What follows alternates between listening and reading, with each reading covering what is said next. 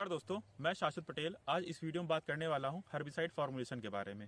जैसा कि आप लोग देखते होंगे कहीं कहीं लिखा होता है ईसी लिखा होता है, डब्ल्यूपी लिखा होता है, या डब्ल्यूएस लिखा होता है, या एलएस लिखा होता है, या इसका मतलब क्या होता है दोस्तों। तो सबसे पहले हम बात करते हैं ईसी के बारे में। ईसी का मतलब क्या होता है? ईसी का मतलब होता है इमल्सिफाइबल कंसंट्रेट।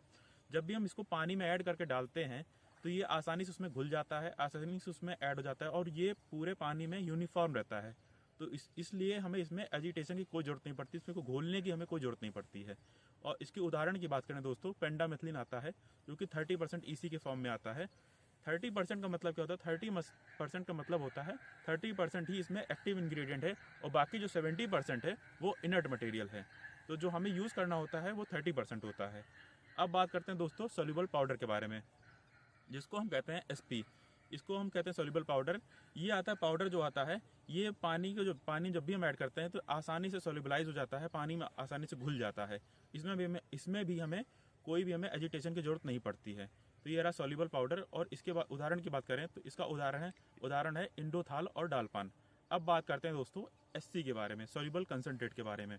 सोल्यूबल कंसंट्रेट होता है लिक्विड के फॉर्म में होता है। इसको जब हम पानी में ऐड करते हैं तो ये आसानी से घुल जाता है, उसमें ऐड हो जाता है और ये भी पूरे पानी में यूनिफॉर्म रहता है। तो इसमें भी हमें एजिटेशन की कोई जरूरत नहीं पड़ती, घोलने की कोई जरूरत नहीं पड़ती है। इसके उदाहरण की बात करें दोस्तों तो इसका उदाहरण है ग्लाइफोसेट 41SL के फॉर्म में आता है। अब बात करते हैं दोस्तों वेटेबल पाउडर के बारे में। तो ये जो होता है ये कम घुलनशील होता है, तो इसके लिए हमें फाइन पाउडर के फॉर्म इसको इस्तेमाल करते हैं। फाइन पाउडर के फॉर्म में इस्तेमाल करते हैं और इसको जब भी हम इस्तेमाल करते हैं पानी में तो इसमें हम कॉन्टिन्यूस एजिटेशन करते हैं, इसको लगातार हम घोलते रहते हैं। इसलिए इसको हमें कॉन्टिन्यूस घोलते रहना चाहिए। और इसके उदाहरण की बात करें दोस्तों तो इसका जो उदाहरण है एट्राजीन आता है। एट्राजीन आता है 50 डब्ल्यूपी के फॉर्म में, 50% डब्ल्यूपी के फॉर्म में आता है। एट्राजीन आप लोग जानते होंगे ये जो मक्के की जो सबसे फेमस हर्बिसाइड है, तो मक्के में सबसे ज्यादा डालते हैं। और 50% की बात करें तो 50% इसमें एक्टिव इंग्रेडिएंट है।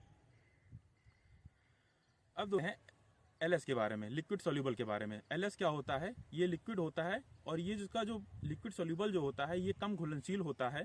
इसके लिए हमें इसमें ऐड करना पड़ता है सॉल्वेंट। जब भी आप देखते होंगे कोई एक हर्बिसाइड आता है उसमें सॉल्वेंट इस्तेमाल करते हैं। एक होता है एक्टिव इंग्रेडिएंट और दूसरा होता है सॉल्वेंट। तो सॉल्वेंट का काम क्या होता है? जब पानी में इसको डालते हैं दोनों को, तो इसको काम होता है घोलने का।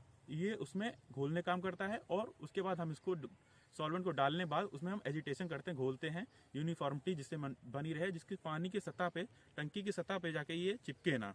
इसलिए हमको इसमें एजिटेशन करते रहना चाहिए।